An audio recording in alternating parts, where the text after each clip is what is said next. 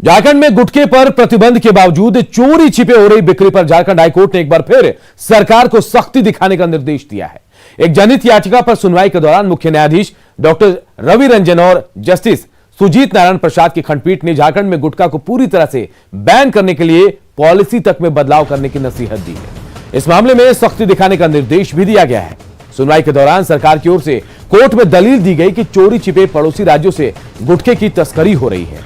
इस पर हाईकोर्ट ने केंद्र सरकार को भी इस मामले में पार्टी बनाया। इस पूरे मामले में अगली सुनवाई 15 जनवरी को होगी।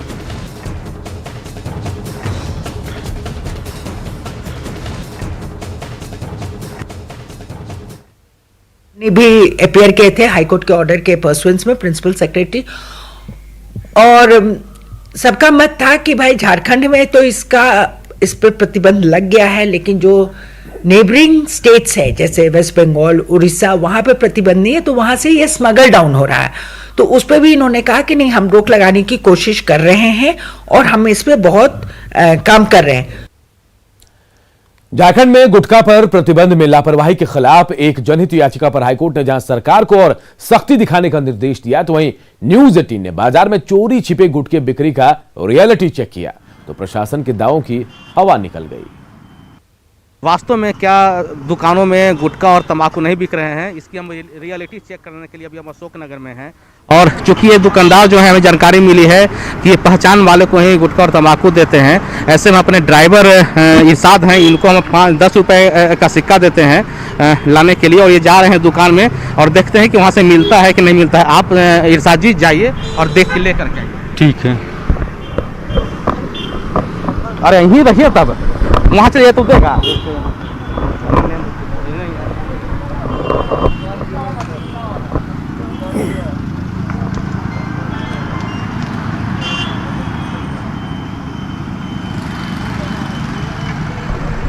आगे बढ़िए।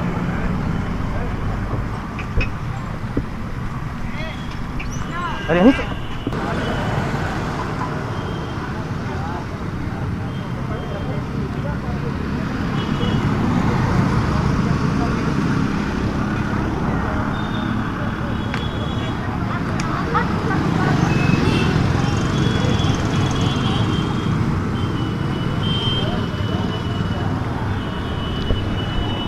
क्या मिला?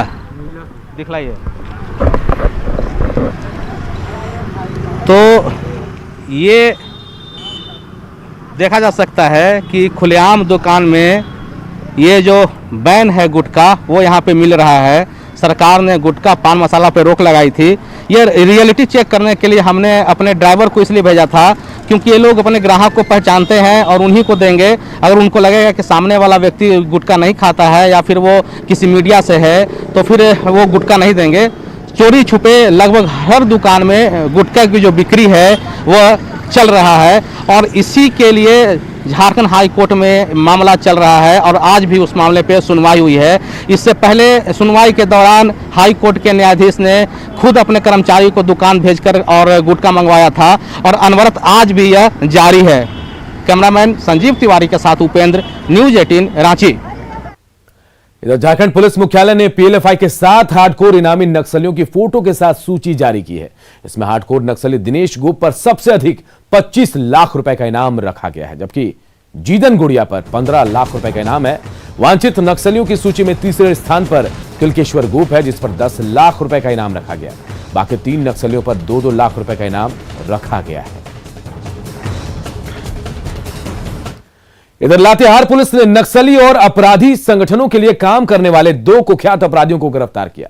गिरफ्तार अपराधियों के पास AK-47, 2 देसी पिस्टल, 1 देसी कट्टा और भारी मात्रा में कारतूस और लेवी के रूप में वसूला गया 1,17,000 रुपए भी बरामद किया गया।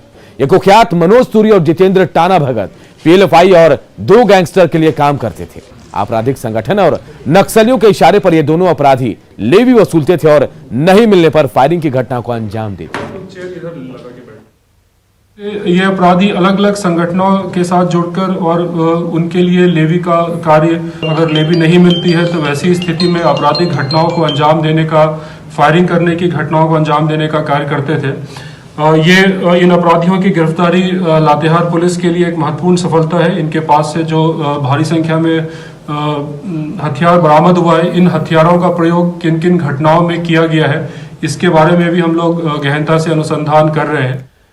इधर साइबर अपराधियों के खिलाफ देवघर पुलिस को बड़ी कामयाबी मिली है। सारड़ थाना क्षेत्र के विभिन्न इलाकों में पुलिस ने छापेमारी कर 12 साइबर अपराधियों को गिरफ्तार किया। पुलिस की माने तो ये साइबर अपराधी एटीएम और केवाईसी अपडेट कराने के नाम पर ग्राहकों से ठगी करते थे।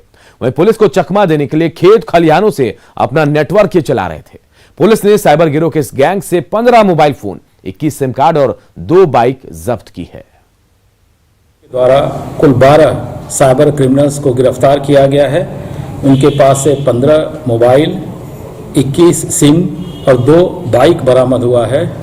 यह बात दीगर है कि अब साइबर क्रिमिनल्स अपने घर में नहीं रह रहे हैं और पुलिस को गुप्त सूचना के आधार पर खेत खलिहान जंगलों में जहां पर ये साइबर क्राइम करते हैं या सोते हैं, उन जगहों पर छापामारी करके इन लोगों को गिरफ्तार किया जा रहा है। मुख्यमंत्री हेमंत सोरेन आज लगातार तीसरे दिन विभागों की समीक्षा करते नजर आए। आज स्कूली शिक्षा और साक्षरता विभाग की समीक्षा की गई। इसमें राज्य के मुख्य सचिव सुखदेव सिंह समेत विभाग के तमाम आला अधिकारी मौजूद रहे। समीक्षा बैठक में सीएम विभागों की स्थिति, योजनाओं की प्रगति और धरातल पर बेहतर तरीके से उसे उतारने पर उन्होंने चर्चा की। सीएम की इस समीक्षा बैठक को सरकार के कार्यकाल के 1 साल पूरे होने पर रिपोर्ट कार्ड की तैयारी के तौर पर भी देखा जा रहा है। लालू प्रसाद के खिलाफ दायर जनहित याचिका पर आज झारखंड हाईकोर्ट में सुनवाई हुई और करीब 2 घंटे तक चली सुनवाई में कोर्ट ने राज्य सरकार से याचिकाकर्ता के आरोपों पर जवाब देने का निर्देश दिया। याचिकाकर्ता मनीष कुमार ने अपनी याचिका में लालू प्रसाद को रिम्स में मिल रहे सुविधा पर आपत्ति जताते हुए होटवार जेल भेजने की अपील की है। इसी मामले पर अगली सुनवाई 8 जनवरी को होगी। ये मामला है जिसमें एक कन्विक्ट है चारा घोटाला में लालू प्रसाद जी। आरोप लगाया गया पिटीशन में कि वहाँ जहाँ इनको शिफ्ट किया गया है केली बंगला, उस समय आजकल तो रिम्स में शिफ्ट कर दिया गया। एलिगेशन है कि यह गलत किया गया, स्पेशल ट्रीटमेंट उनको मिल रहा है। ये सब एलिगेशन लगा के PIL फाइल हुआ। आज उसकी सुनवाई हुई और माननीय न्यायालय ने सरकार को, झारखंड सरकार को आदेश दिया, आप इसका जवाब फाइल करिए। खबरें और है, बने रहिए हमारे साथ, जल्द लौटते हैं। खबर रांची से है, जहां का शवदाह गृह गंदगी और तबेलों से घिरा है। नगर निगम और मारवाड़ी सहायता समिति भी गंदगी दूर करने को लेकर गंभीर नहीं है। और तो और 80 करोड़ की से ज्यादा खर्च करने के बावजूद हरमू नदी नाले में तब्दील हो गई। शवदाह गृह के पास गंदगी के सवाल पर मेयर आशा लकड़ा ने इसके लिए सीधे सीधे मारवाड़ी सेवा समिति को जिम्मेवार ठहराया। उन्होंने कहा कि पूरे शवदाह गृह का रखरखाव मारवाड़ी सेवा समिति कर रही है, वह इस मामले को देखेगी। यहाँ निगम में हरमू का जो सौदाह गृह है, चाहे वो विद्युत सौदाह गृह हो या लकड़ी से जलाते होंगे, सभी अंतिम संस्कार का जगह है। सभी को देखने के लिए मारवाड़ी सहायक समिति को दिया हुआ है और वो लोग पूरी तरह से देख रहे हैं। आप देख रहे होंगे कोविड के समय अभी जनता को बड़ा दिक्कत होता, बहुत ज़्यादा लॉस हो जाती, तो हम लोग स्वर्णरेखा नदी के तट पर खुद नगर निगम लकड़ी, तेल और डेड बॉडी तक को पहुंचाने का काम, सारा काम करती है और वहां जलाती है। उसी तरह से हरमू में भी हम लोग जलाने का काम करते हैं। साफ सफाई भी हमारा निगम से होता है और जिस कमेटी अभी देख रहे हैं मारवाड़ी सहायक समिति, उसको पूरी तरह से देख रहे हैं। देवघर में बन रहे एम्स से जनवरी में OPD सेवा की शुरुआत हो सकती है। देवघर के देवीपुर में एम्स निर्माण, एम्स प्रबंधक की ओर से OPD सेवा शुरू करने को लेकर डॉक्टर की नियुक्ति भी कर ली गई है।